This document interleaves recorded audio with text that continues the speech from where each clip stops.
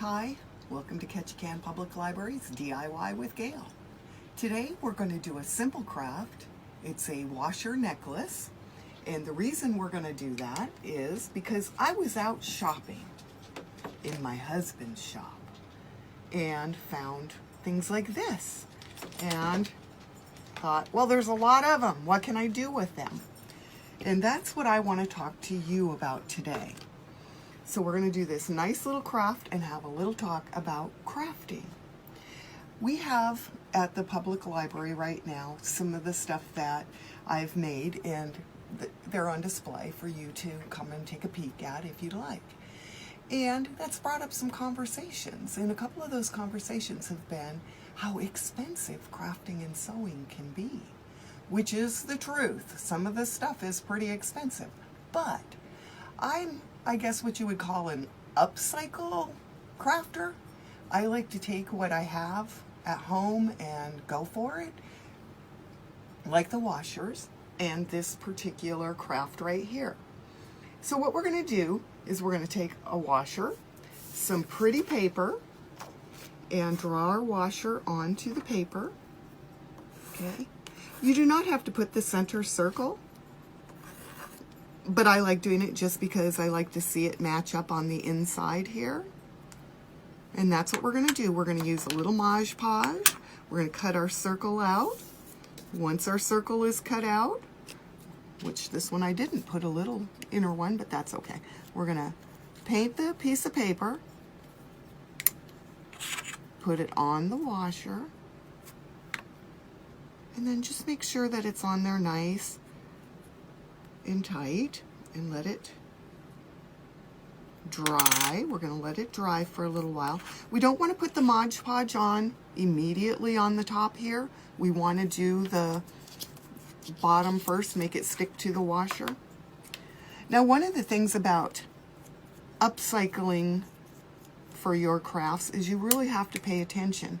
The washers, for example, I had to pick through them because some of them are misstamped, like right there, and some of them had these little sharp burrs on them, so if you stuck your finger there or anything, you get cut. So make sure you look through your washers and get a nice one.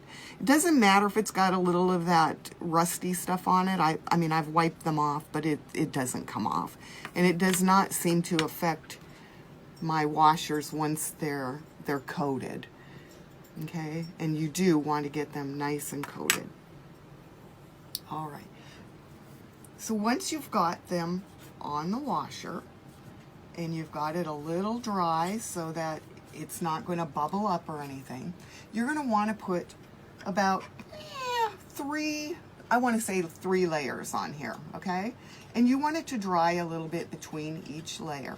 So I'm going to put a layer on here, and then I'm going to talk to you again about crafting the upcycle way. Now, fabric can be very expensive, and so I have many different tips about fabrics. One is go to your secondhand store.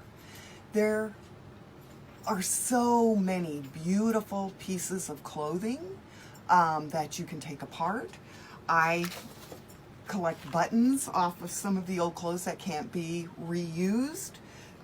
This happens to be a box of buttons that came from my mom's house. I have a huge box of my own. I also collect zippers. You can find zippers at garage sales and also at the secondhand store. Pick them up. You can get them for next to nothing. I was saying about fabric. Now, I used a sheet for when I played Ollivanders for Ollivander's Wands, and I made a complete costume. I have a photo of that one up here, Nathan, if you can get that. And also, probably on my first 100 masks was done with high quality, 100% cotton sheets. So don't bypass the thrift store. They're wonderful. Sweaters.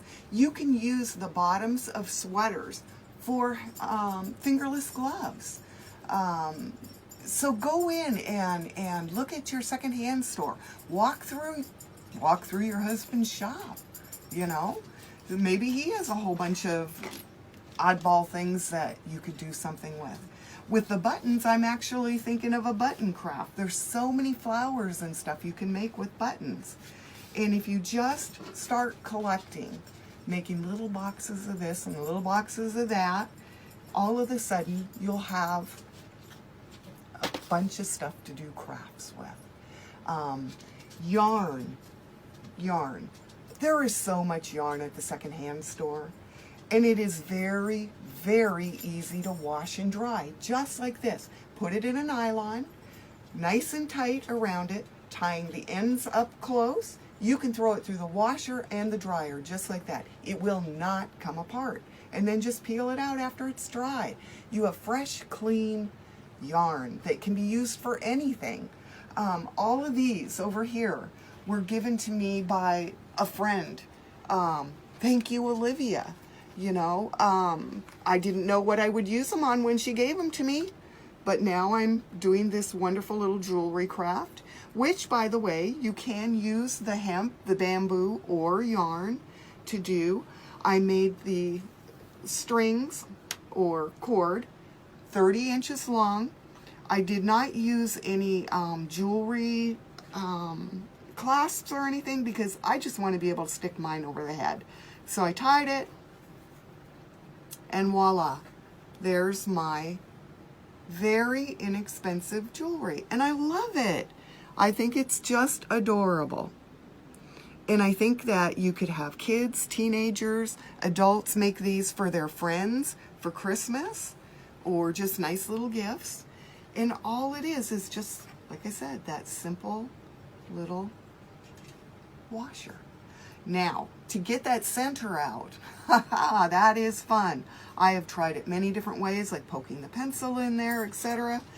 No, it does not work well. What I ended up using is my X-Acto knife. Now this one is still a little tacky, so I'm just going to go over here and show you on this one. So what I did is I went to the back side and scored it, making an X. Okay? And then I came back to the front side and insert, and then just carefully cut. Now your X-Acto knife must be sharp. And then it's not going to be sharp after you do this because it is scraping against the metal. And go in, just in. Don't saw, just in. If you saw, it will pull the paper up and away. Okay? So just carving it off of there.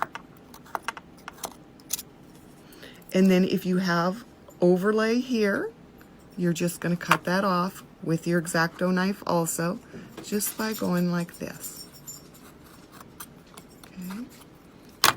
And then you'll have a nice, smooth opening and edge. Okay?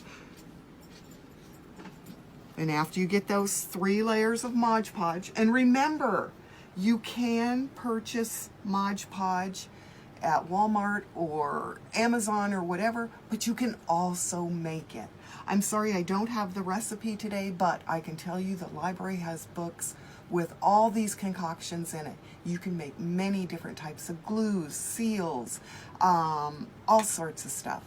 So when you're thinking crafting, don't think about just running out and purchasing something and saying, oh goodness, it's going to be too expensive. Go to your secondhand stores. Go to your garage sales. Look in that pile of stuff you were going to donate. Is some of it, maybe you have, oh, I have a couple of things I wanted to show you. For example, I have a denim skirt here. Way, way too big for me. But the fabric is fabulous. And so I'm going to use it for something. I don't know what yet. And then there was this little jacket that my daughter was getting rid of. It needs to have the rollies over it. But I was thinking this would make a nice pair of mittens. Okay? So take a look at those things. And look, I have a zipper on here. I am definitely going to salvage that zipper. I am also going to salvage this elastic tie and its little thingy there. Okay? So take a look at the things you have around your house. with a new eye, a different look, and see what you can change it into. As I said, visit the library, get down that craft section, and not just the craft section. Don't forget the DVD section. That also has a craft section. And there are tons and tons of wonderful things to help you learn how to do things inexpensively. So there we have it. A necklace made out of washers and a few tips on crafting. I hope this helps. Mask on and craft on. Take care.